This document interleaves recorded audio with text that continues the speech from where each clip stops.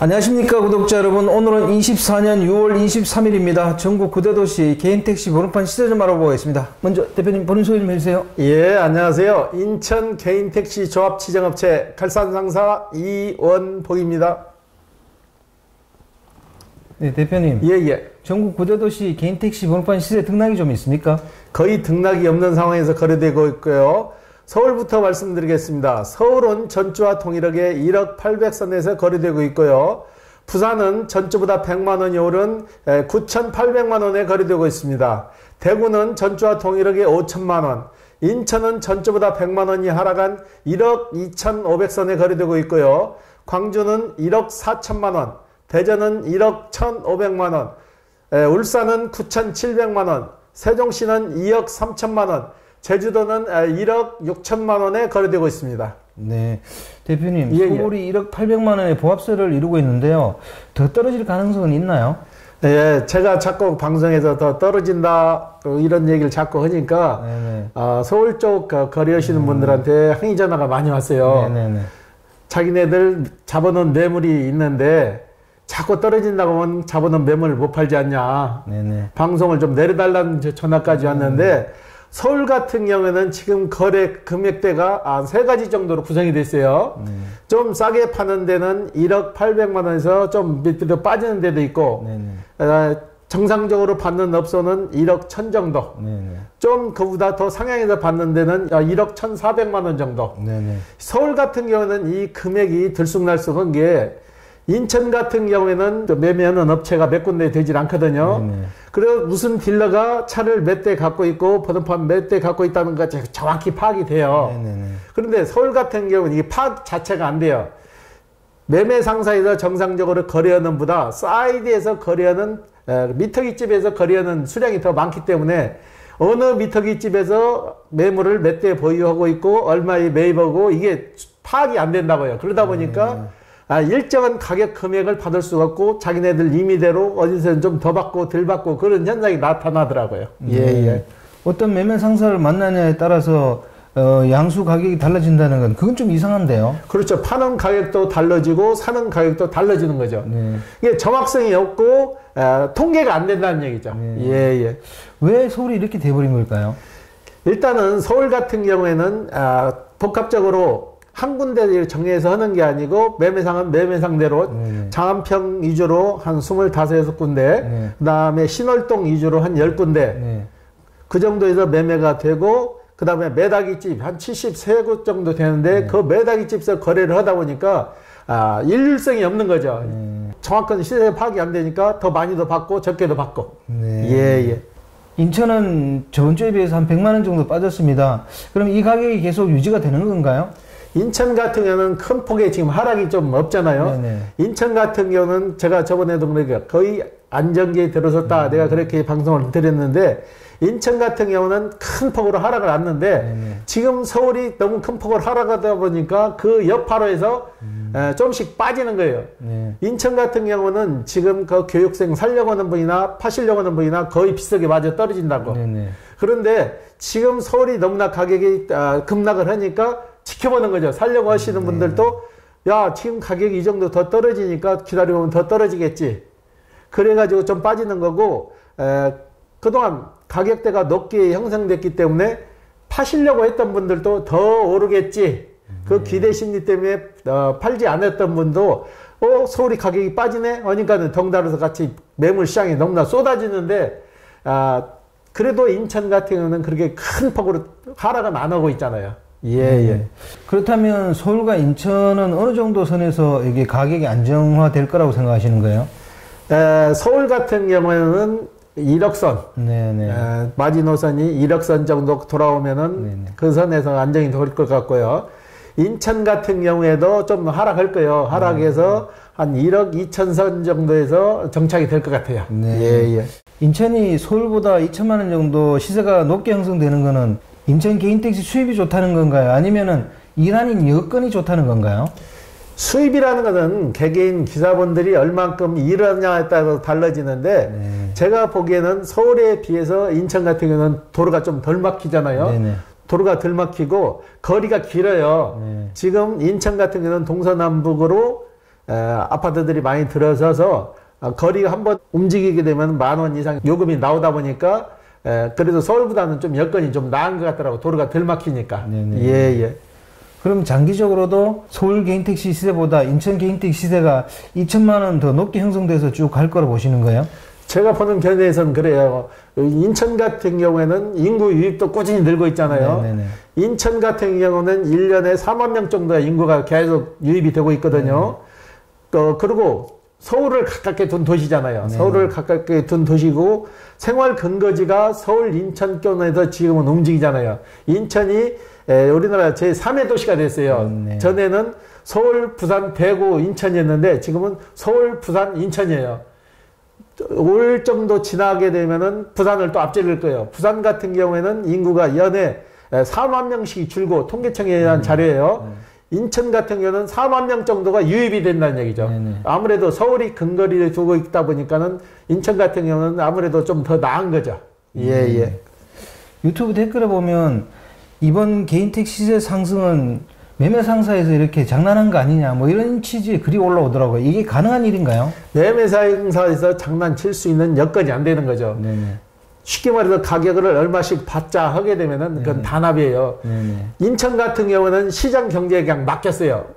수요가 많이 늘어나면 가격이 자연스럽게 오르고 수요가 떨어지면 가격이 내리고 하락이 되고 거기서 시장 경제에 맡겼는데 서울 같은 경우는 인위적으로 가격을 설정을 했잖아요. 얼마 금액을 제시해서 그 금액이 되지 않으면 팔지 마라 하는 식으로 강압적으로 해가지고 그 금액이 형성된 거니까 아무래도 여파가 더 큰 거죠. 이것 같은 매매 같은 거는 시장 경제 흐름에 맡겨야지 인위적으로 가격을 설정해서는 안 된다는 얘기죠. 예. 수요와 공급을 이해하지 못하시는 분들이 그 수요와 공급 그거 매매 상사에서 조금 조작하는 거 아니냐 그런 식으로 얘기를 많이 하더라고요. 저도 이거 하기 전에는 이 수요와 공급에 따라서 가격이 오르고 내리는 걸 갖다가 좀 이해하기 어려웠거든요. 이게 맞는데 이걸 좀 구독자들한테 좀 이해를 좀 시켜주십시오. 예, 수요와 공급이라는 것은 파는 사람, 사는 사람 일단은 두 곳으로 분리가 되죠. 일단은 매물이라는 것은 공급자가 있어야 돼요. 기존에 개인 택시를 가지고 계시는 분들이 본인이 이제 사업을 정리했을 때 매물로 나온 물건 그게 이제 공급이죠. 공급은 10사람이 팔면 10대가 되는 거고 20사람이 팔면 20대가 되는 거예요.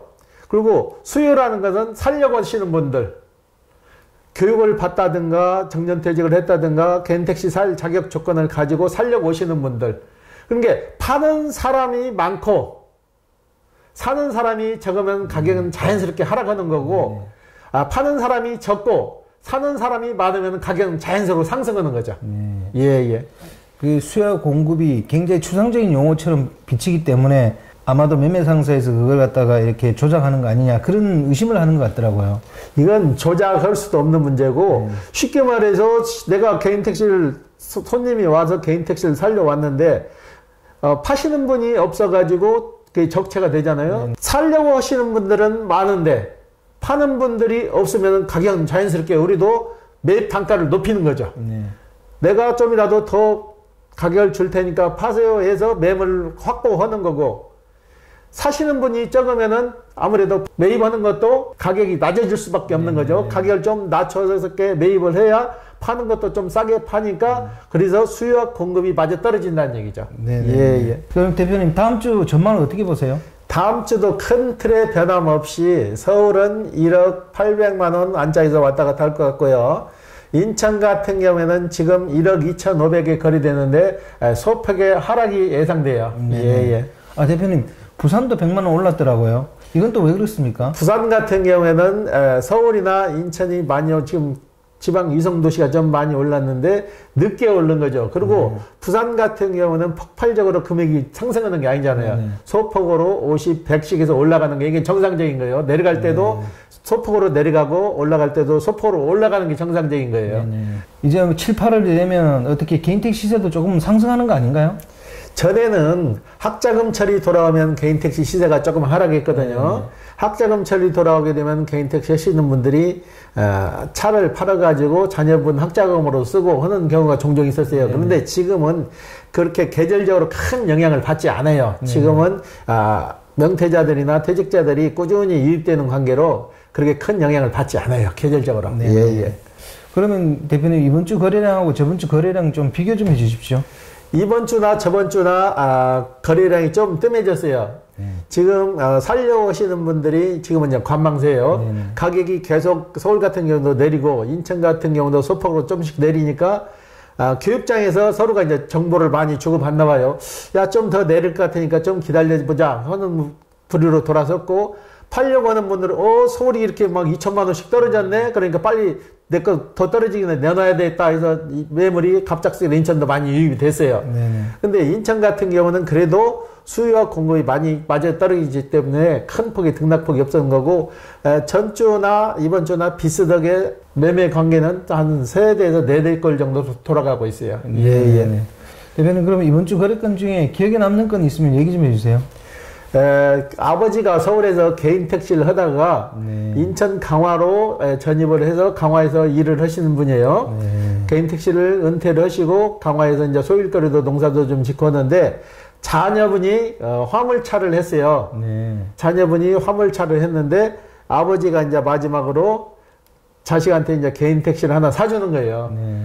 자식한테 나이도 먹었고 그래서 자연스럽게 이제 자기는 이선으로 물러나서 아들한테 물려주는 건데, 개인 택시를 하나 사서 주면서 저희한테 와서 매매를 진행해서 다 끝났는데, 그분이 그러는 거예요. 내가 아들한테 이제 개인 택시를 하나 사줬으니까 죽이 되든 밥이 되든 이제 아들이 알아서 해야 된다고 하면서 딱 매듭을 지시더라고. 저 있는 자리에서. 그게 아들도 열심히 한다 보니까 잘 될 것 같아요. 예.